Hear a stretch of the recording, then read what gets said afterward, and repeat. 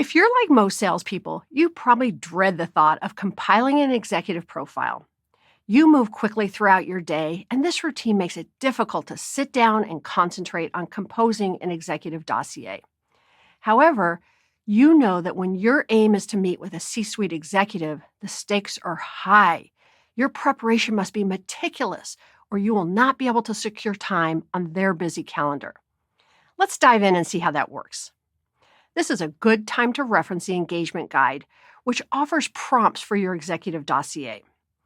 The first step is to gather information about who the executive is. For instance, their personality style and interests.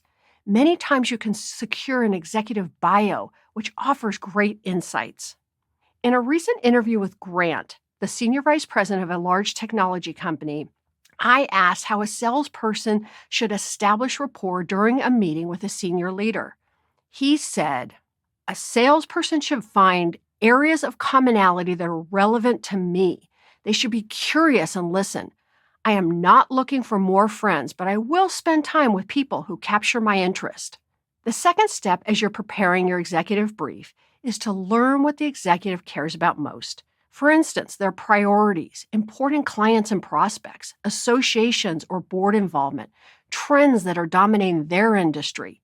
In a discussion with Sarah, the CEO of a mid-sized professional services firm, I asked what she would expect a salesperson to know before a meeting.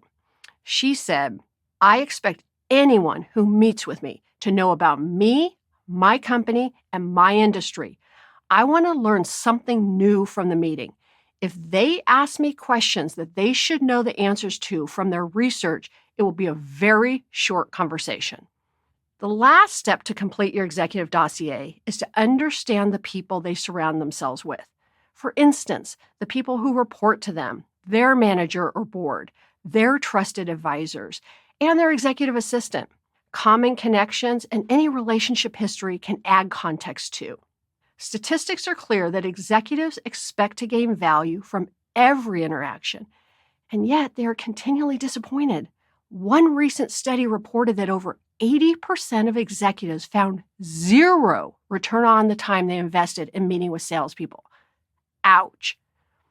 This startling reality prompted me to ask 15 senior leaders from companies big and small, what would have to occur during a meeting with a salesperson for you to leave the door open to them for future interactions? Here's the top 2 things they said. Don't waste my time. In other words, prepare. Also, don't go over the allocated time for our meeting. A person of their word will honor my time. As a matter of fact, if you really want to surprise me, and you're meeting a little early to give me some time back. Time back is a rare gift for me when I'm generally booked all day, every day. The second most important point that executives made was the conversation should be centered on my priorities, not your products or services. I prefer a meaningful exchange over a presentation. Any discussion about your products or services must be in the context of how they can impact my top priorities. Conversation focused on my priorities is extremely valuable for me. Creating your executive brief doesn't have to be a daunting task. Follow our simple approach, and you will be rewarded with a high-quality C-suite discussion that leads to an open door for future dialogue.